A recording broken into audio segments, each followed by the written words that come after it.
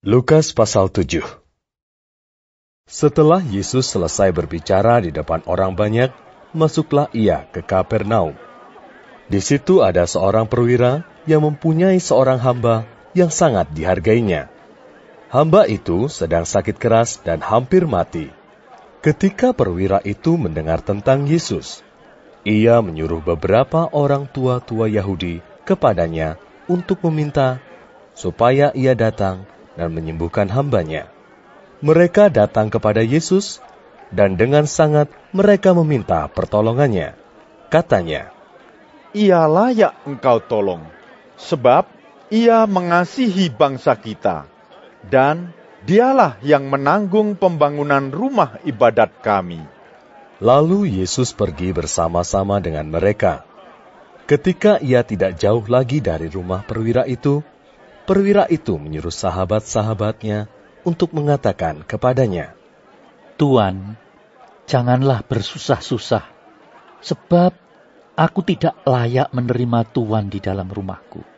Sebab itu, aku juga menganggap diriku tidak layak untuk datang kepadamu. Tetapi, katakan saja sepatah kata, maka hambaku itu akan sembuh. Sebab aku sendiri seorang bawahan, dan di bawahku ada pula prajurit. Jika aku berkata kepada salah seorang prajurit itu, 'Pergi,' maka ia pergi. Dan kepada seorang lagi, 'Datang,' maka ia datang. Ataupun kepada hambaku, 'Kerjakanlah ini,' maka ia mengerjakannya." Setelah Yesus mendengar perkataan itu, ia heran akan dia.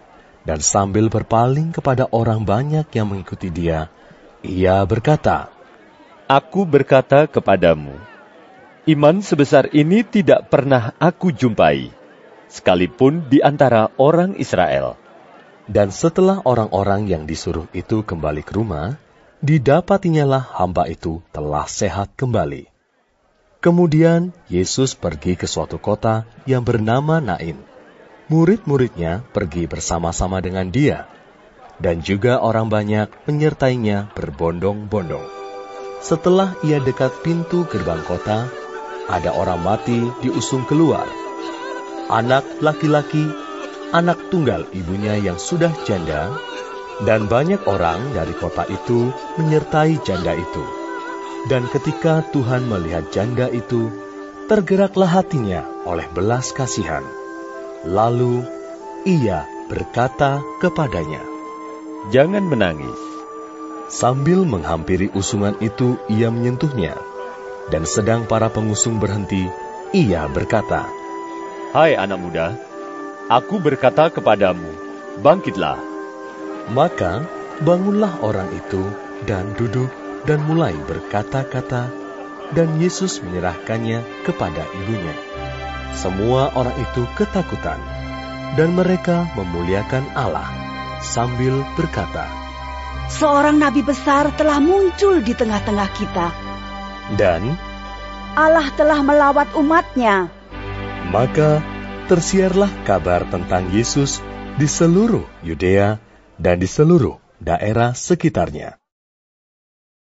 Ketika Yohanes mendapat kabar tentang segala peristiwa itu dari murid-muridnya, ia memanggil 2 orang dari antaranya dan menyuruh mereka bertanya kepada Tuhan, "Engkaukah yang akan datang itu, atau haruskah kami menantikan seorang lain?" Ketika kedua orang itu sampai kepada Yesus, mereka berkata, "Yohanes Pembaptis menyuruh kami bertanya kepadamu, engkaukah yang akan datang itu, atau haruskah kami menantikan seorang lain?" Pada saat itu, Yesus menyembuhkan banyak orang dari segala penyakit dan penderitaan, dan dari roh-roh jahat.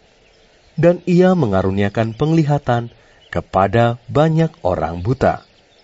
Dan Yesus menjawab mereka, "Pergilah dan katakanlah kepada Yohanes apa yang kamu lihat dan kamu dengar. Orang buta melihat, orang lumpuh berjalan, orang kusta menjadi tahir, orang tuli mendengar, orang mati dibangkitkan, dan kepada orang miskin diberitakan kabar baik. Dan berbahagialah orang yang tidak menjadi kecewa dan menolak aku. Setelah suruhan Yohanes itu pergi, mulailah Yesus berbicara kepada orang banyak itu tentang Yohanes. Untuk apakah kamu pergi ke padang gurun? Melihat buluh yang digoyangkan angin kian kemari? Atau untuk apakah kamu pergi? Melihat orang yang berpakaian halus? Orang yang berpakaian indah dan yang hidup mewah, tempatnya di istana raja. Jadi, untuk apakah kamu pergi? Melihat nabi? Benar. Dan aku berkata kepadamu, bahkan lebih daripada nabi.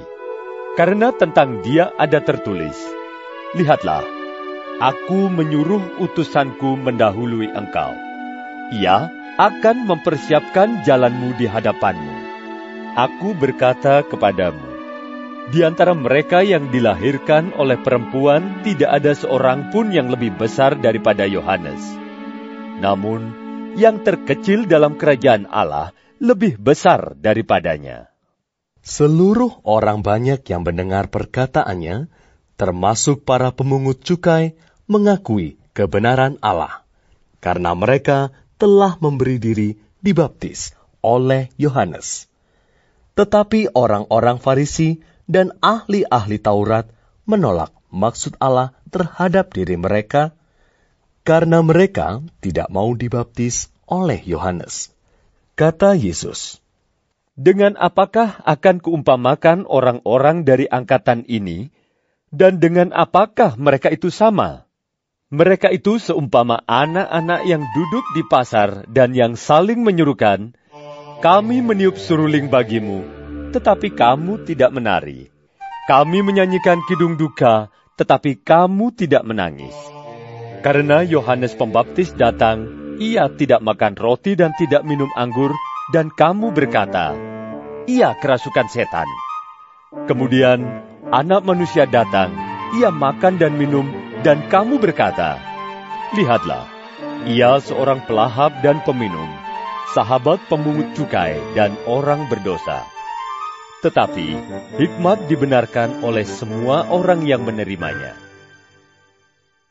Seorang Farisi mengundang Yesus untuk datang makan di rumahnya. Yesus datang ke rumah orang Farisi itu, lalu duduk makan. Di kota itu ada seorang perempuan yang terkenal sebagai seorang berdosa. Ketika perempuan itu mendengar bahwa Yesus sedang makan di rumah orang Farisi itu, datanglah ia membawa sebuah buli-buli pualam berisi minyak wangi. Sambil menangis, ia pergi berdiri di belakang Yesus dekat kakinya, lalu membasahi kakinya itu dengan air matanya dan menyekanya dengan rambutnya. Kemudian ia mencium kakinya dan meminyakinya dengan minyak wangi itu. Ketika orang Farisi yang mengundang Yesus melihat hal itu, ia berkata dalam hatinya, jika ia ini nabi, tentu ia tahu siapakah dan orang apakah perempuan yang menjamahnya ini. Tentu ia tahu bahwa perempuan itu adalah seorang berdosa. Lalu Yesus berkata kepadanya, Simon, ada yang hendak kukatakan kepadamu. Sahut Simon, katakanlah, Guru. Ada dua orang yang berhutang kepada seorang pelepas uang. Yang seorang berhutang 500 dinar, yang lain 50. Karena mereka tidak sanggup membayar, maka ia menghapuskan hutang kedua orang itu. Siapakah di antara mereka yang akan terlebih mengasihi dia? Jawab Simon, aku kira dia yang paling banyak dihapuskan hutangnya. Kata Yesus kepadanya, betul pendapatmu itu. Dan sambil berpaling kepada perempuan itu, ia berkata kepada Simon, engkau lihat perempuan ini? Aku masuk ke rumahmu, namun engkau tidak memberikan aku air untuk membasuh kakiku. Tetapi dia membasahi kakiku dengan air mata dan menyekanya dengan rambutnya. Engkau tidak mencium aku, tetapi sejak aku masuk, ia tiada henti-hentinya mencium kakiku. Engkau tidak meminyaki kepalaku dengan minyak, tetapi Dia meminyaki kakiku dengan minyak wangi. Sebab itu aku berkata kepadamu, dosanya yang banyak itu telah diampuni, sebab ia telah banyak berbuat kasih. Tetapi orang yang sedikit diampuni, sedikit juga ia berbuat kasih. Lalu ia berkata kepada perempuan itu, dosamu telah diampuni. Dan mereka yang duduk makan bersama dia berpikir dalam hati mereka, siapakah ia ini, sehingga ia dapat mengampuni dosa? Tetapi Yesus berkata kepada perempuan itu, imanmu telah menyelamatkan engkau.